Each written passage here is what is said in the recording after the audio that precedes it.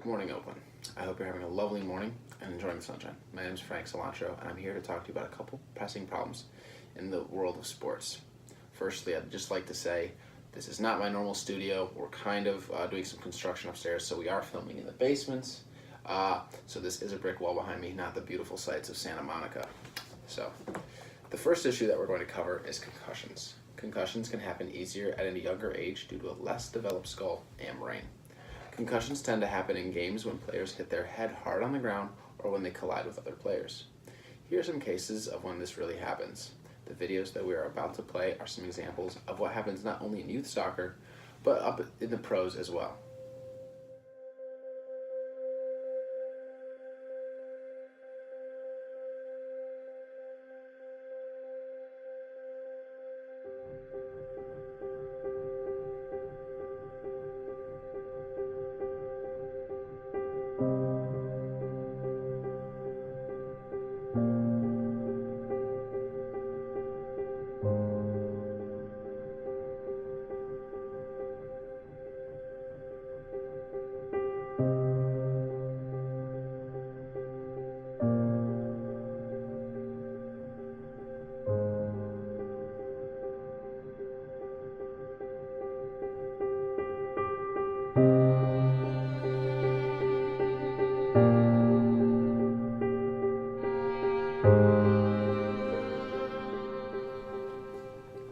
The impact of wearing headgear has reduced the likelihood of brain injuries while playing youth soccer dramatically. A lot of young athletes may brush off the symptoms of concussions and continue playing, but there may be further consequences to ignoring the first signs. If a player is having concussion symptoms and is continuing to use their head to deflect the soccer ball, they are put at a higher risk of worsening that concussion or even developing CTE. What is CTE, you might ask? It is a highly damaging psychiatric and neurological disease that causes the brain to degenerate and potentially lead to life-changing issues such as dementia, substance abuse, lack of short-term and long-term memory, depression, and not being able to control your impulses. Younger players tend to be at a higher risk of suffering a concussion due to their not fully developed skull and brain. Brands such as Full 90 and Barnett have come up with a piece of equipment that players can wear to help decrease the likelihood of suffering a concussion. An experiment by Biokinetics and Associates in Ontario, Canada, was done to measure the effectiveness of the headgear at reducing the impact of a head-to-ball impact. These tests were completed by using an air-pressured cannon to launch the ball at the forehead of a test subject, both wearing headgear and not wearing headgear, which were conducted using the Hybrid 3 head and neck system. It was shown that the headgear wasn't notably efficient at reducing the amount of impact on the player's head due to the ball's softness and flexibility. Another test that was done tested the impact differences between two heads colliding. One head was wearing the headgear and the other head was not. Don't worry though, they were only using safety dummies with impact pads to measure the impacts. The results of this test resulted in the headgear being 33% effective at reducing the impact. Both of these tests show how maybe the headgear wasn't actually designed for head-to-ball impact, and that maybe it was actually designed to help reduce the impact of player-to-player contact to the head. While not completely reducing the risks of concussions, it provides a sufficient amount of protection to young athletes.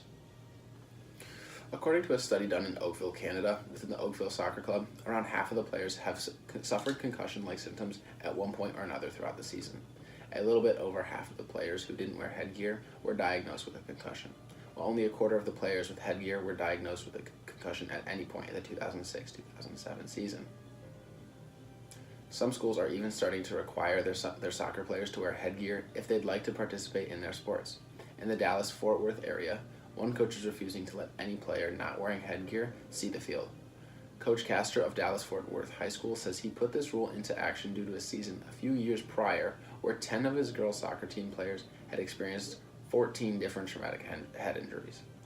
He says that with the season coming to an end, no player on his team has had to suffer the effects of a concussion because of the new mandatory headgear rule.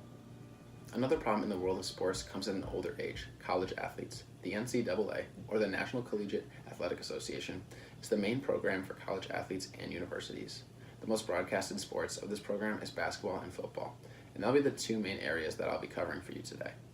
The NCAA is an enormous program that brings in millions of dollars in profits every year. They make money through broadcasting games on television, ticket sales, advertisements, as well as various other ways.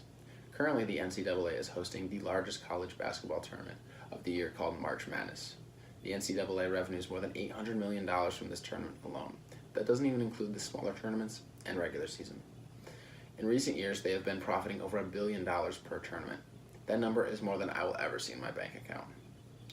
During the 2018-2019 season, the NCAA saw one of the best players to play the college game, Zion Williamson. Zion is a very good basketball player and is expected to be the #1 pick in the upcoming draft, where he will make millions of dollars. During the regular season, he was injured by breaking through his shoe, which forced him to fall awkwardly. Here's the clip.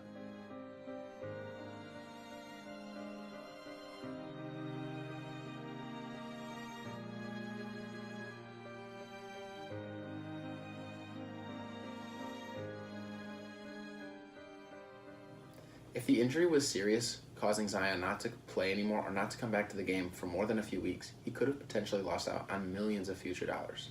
For things like this is when players should be compensated for playing and making their school and the NCAA millions of dollars. Another reason the NCAA profits this much money is from the tax laws. The NCAA defines the students as amateurs, and due to tax laws, they don't have to pay taxes on the money they make from the students, or the amateurs. College athletes are putting in hours and hours of work a week into their dedicated sport. These students have so many things to do just for their sport. These include practice, training, working out in the gym, games, team bonding, and other sport-related activities. On top of all the things they have to do for their sport, they have to go to class, study for school and exams, as well as still get a decent amount of sleep. If a student is diligently doing all of these things, then he or she does not have time to get a job. In this case, how do students pay for things they need, like school, or maybe other bills like insurance or car payments? They should be paid for all this work they are putting in for their sport, so they don't need to worry about the extra stress of not having an income. College athletes do deserve to be paid, especially after how much work they put into their sport. But that's just one opinion. Thank you for tuning in, and I hope to see you next time. Have a nice day.